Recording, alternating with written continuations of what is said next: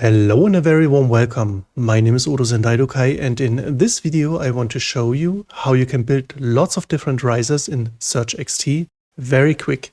Then let's get started. So here's a quick way to create a riser with SurgeXT. The choice of oscillator is completely irrelevant because we mute them in the mixer. In the mixer itself, the slider for the integrated noise oscillator is on the right hand side.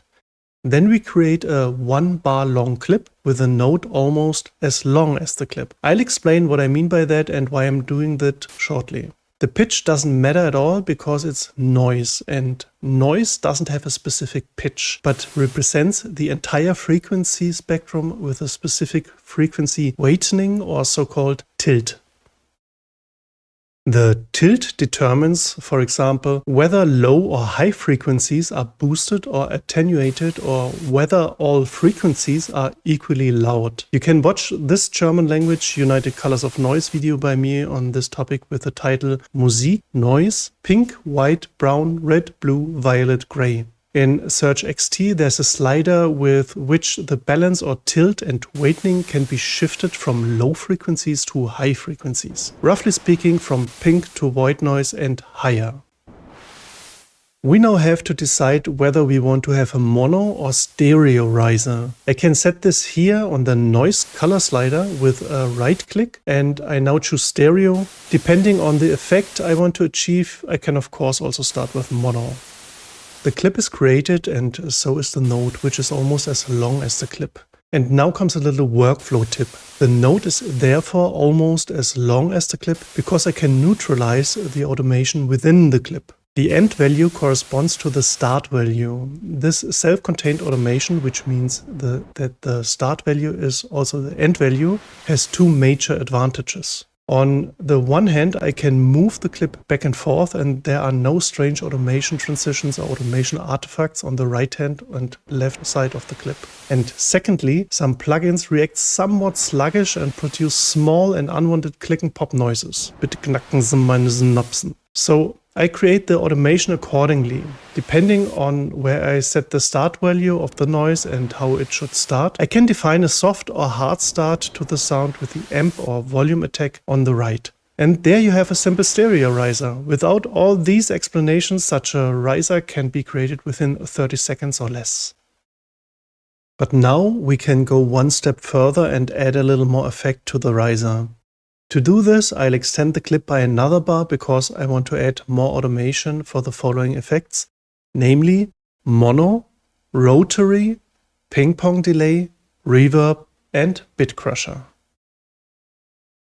The mono effect. I can go from mono to stereo or from stereo to mono, depending on whether I want to create a narrow, one-dimensional and powerful mood with the riser, that is mono, or a rather wide, three-dimensional and more expansive mood, that is stereo. I'll decide to use now the stereo to mono.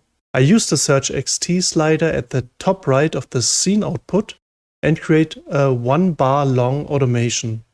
And the effect is done. The rotary effect. The rotary effect is an imitation of the rotating Leslie cabinets on the old Hammond organs. This should not be misunderstood as right-left panning. To do this, I select the rotary speaker, slow, in the effect section of scene A by clicking on the right mouse button, and then move the horn rate around until I have found a suitable speed. Of course, I can also automate the horn rate to make the movement slower or faster. I do this from slow to very fast. So first deactivate this effect with a double click, going to the next effect. The ping-pong delay. I now select the second box for scene A in the effects section and select delay, ping-pong 1/16.